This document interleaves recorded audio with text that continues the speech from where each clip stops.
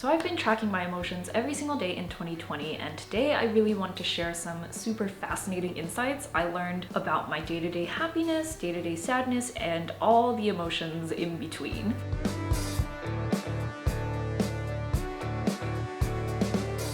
So over the course of 2020, I logged my emotions about 650 times, and I did this using an app called minddoc, and this is an app I've talked about on this channel before. It used to be called Mood Path. Basically, it's just a free app that will remind you a couple times a day to log your emotions on a scale from very bad to very good, and then leave a little note about how you're feeling. And so to take this a step further, I really want to synthesize some of my emotional data and get it into some nice graph formats. So I used a very scientific method called re-entering all 650 entries into a Google spreadsheet so I could recategorize and make pretty graphs out of them. But in doing this, I learned a lot of really interesting things. And so today I want to share 3 key insights with you about what I learned. The first learning is that what we think we feel is not necessarily what we actually feel. And I learned this very quickly from looking at my 2020 sort of year in review of my emotions. Like if somebody had come up and asked me, just point blank, how was your 2020? I'm sure most of us would have the same reaction. We'd be like, ugh, 2020. But when I look at the emotional data over the course of this year, it actually was fluctuating mostly between moderate and good. It looked like 45% moderate, 35% good, 12% bad, 4% very good, and 2% very bad. And so I think most of us probably would think like our emotions have been in like a bad or very bad place for most of the year.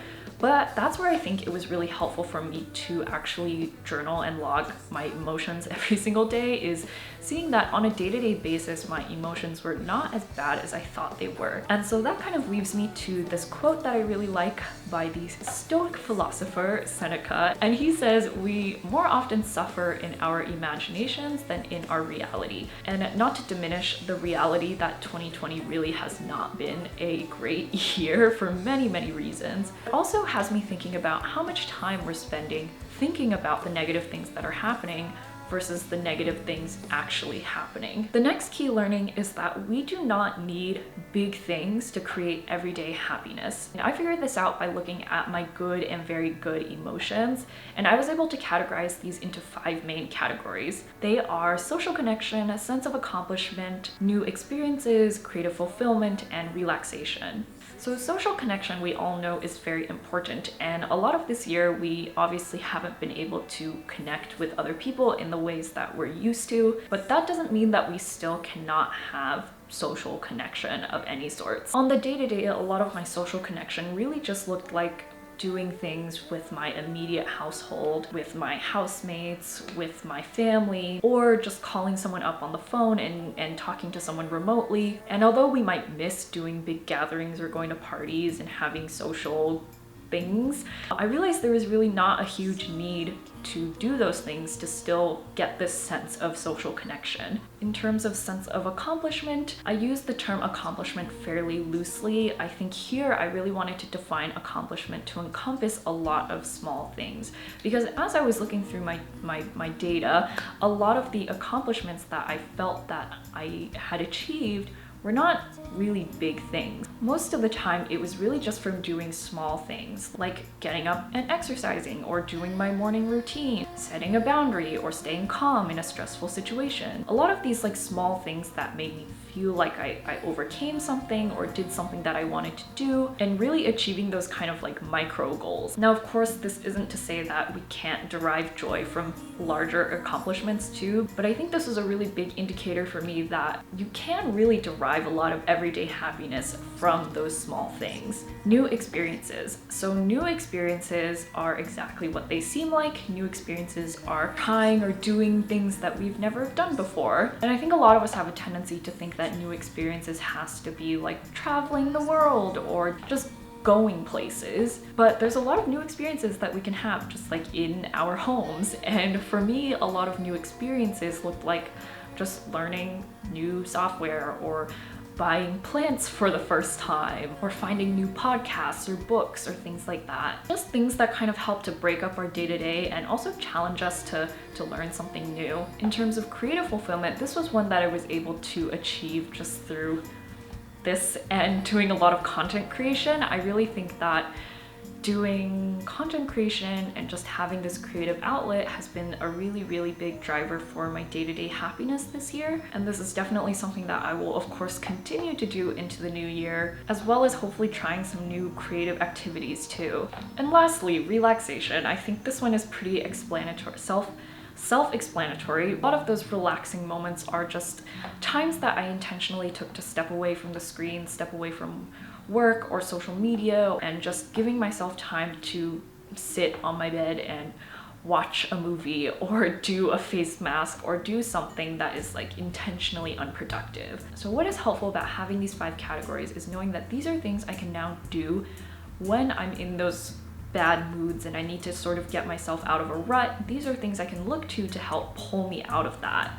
And of course, knowing that we really did not need a lot of big things to bring everyday happiness to us. And the last key learning I had was that when external stressors become internal stressors, they become unhelpful. So over the course of 2020, I faced 4 categories of things that really put me in a bad mood. And those were external and internal stressors, as well as interpersonal conflict and physical discomfort. So I'm gonna really focus on external, internal stressors. So this year we have faced a lot of external stressors. External stressors are things that happen outside of us that cause a lot of stress or negative emotion. They're things that sort of happen unexpectedly or might be out of our control. And for me, and probably the same for a lot of you guys, this year it looked a lot like COVID scares and paranoia, BLM protests and police violence across the nation, a crazy election cycle if you're here in the US. And so these are all things that are sort of out of our control and just happen, and they suck, but they happen. But when these things start to become internal stressors, aka things that we spend a lot of time ruminating about and cyclically thinking about and just taking up a lot of mental space, when those things become internal stressors, they started to become unhelpful. So what I noticed in my personal emotional patterns is that a lot of the times these external stressors might happen to me, but then I'll sort of internalize them, and I'll find that for days after, I would still be thinking about them and ruminating and catastrophizing, and they ended up taking a lot of mental space and putting me in a really poor mood for really prolonged periods of time. This is not to suggest that we should just deny all of our emotions. Like, crazy shit happens, we should definitely acknowledge it and process it. We should not deny or repress those emotions.